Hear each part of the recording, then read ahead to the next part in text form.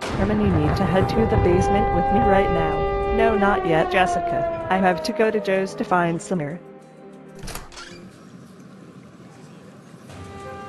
Darn it. My hair tie just broke.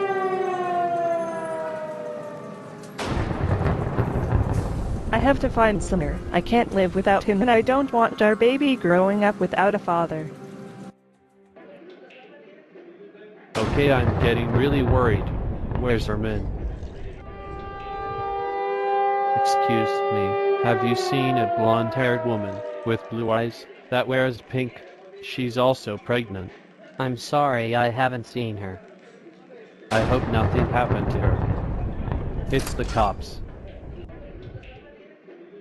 I'm sorry, everyone, but no one is allowed to leave due to a weather emergency. I'm sorry, officer, but I have to find my wife. To be continued.